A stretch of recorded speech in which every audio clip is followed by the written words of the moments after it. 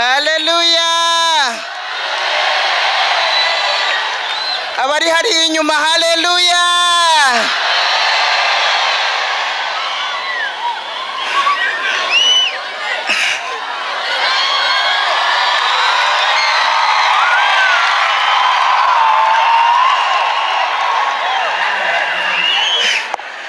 Tuvuge ngo Yesu n'umwami.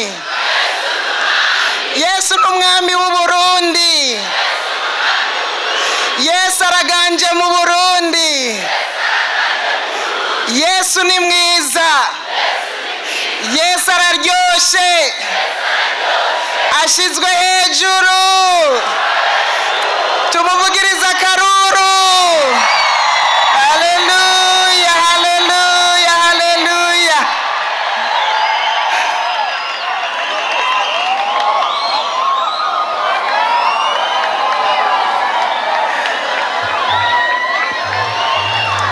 Uyu n'umugoroba udasanzwe. Ninde yiteze Uhoraho? Ijambo ry'Imana rivuga ngo agirira neza abamwiteze n'imitima imurondera. Nibaza ko waje hano ku mutima wawe umukeneye umurondera. Abamwiteze rero agiye kubagirira neza. Ndababwira ikintu kimwe, jewe narigeze gukirira mu ndirimbo, ndakira ingwara mu ndirimbo.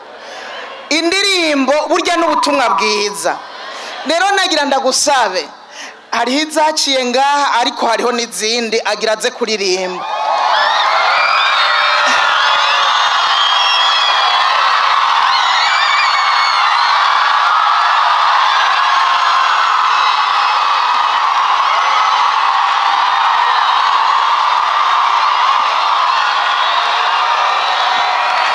Haleluya.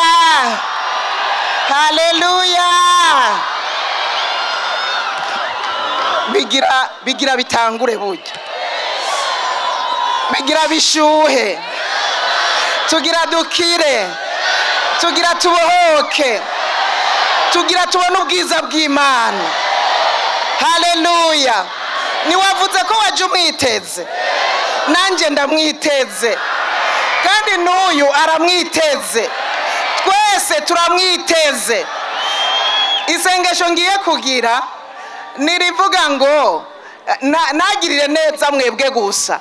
N'uyu azodushingira intahe muri uku kuririmba nyene ko yabonye Imana. Haleluya. Ndabasabye tumushire mu maboko y'Imana.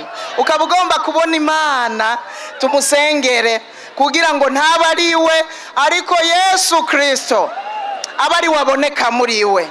Haleluya. Nababwiye ko indirimbo n'ubutumwa bwiza. Wumviriza ijambo kurindi kandi witege Uhoraho agiye gukora ikintu gisha. Haleluya. Sinzi ko twese twavuye hasi kubw'icubahiro c'Imana tudugije ibiganza. Haleluya. Data mu izina rya Yesu Kristo, uri Imana ikomeye, uri Imana ihambaye, uri Imana ishobora kwegeranya abantu nk'aba. Atakindi begeraniye ari kugira ngo bakumve, ari kugira ngo bakubone ukundi gusha.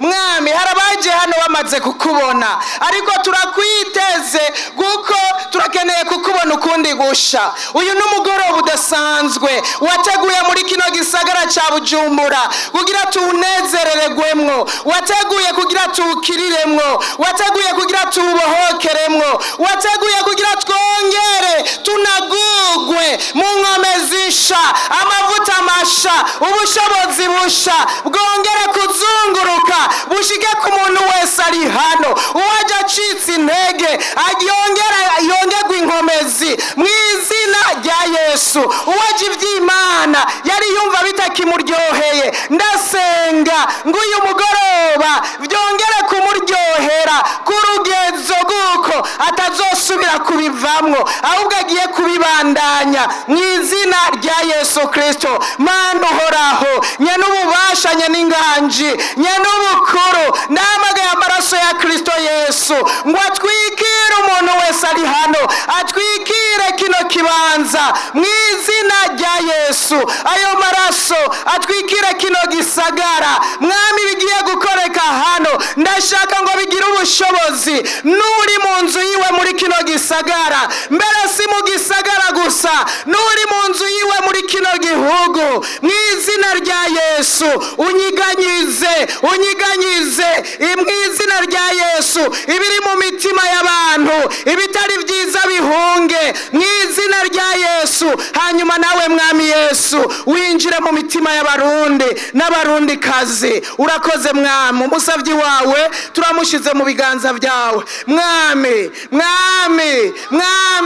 Niwe wamuhamagaye mu izina rya Yesu. Mukoreshe rero nk'igikoresho cy'icubahiro kandi kigufitiye ikimazi muri kino gihugu, mbere no mu isi, kuko indirimbo ziragenda zigashika ku isi yose. Umukoreshe nk'igikoresho cy'icubahiro kandi kigufitiye ikimazi mwami Yesu. Reka ahagarare mu bwiza bwawe, ahagarare mu bushobozi bwawe mu izina rya Yesu. Yahora aririmba ariko uyu mugoroba ni mushasha, dukeneye bishasha. Umukoreshe rero naba ariwe, ariko izina ryawe rihabwa icubahiro. Urakoze mwami, turagukomeye amashi menshi, turakuvugirije impundu, urazikwiriye.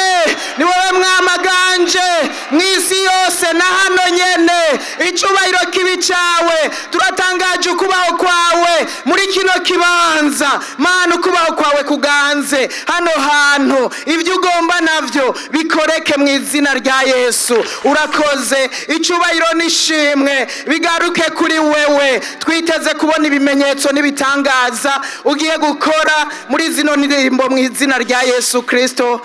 Amen. Tuvuge ngo amen.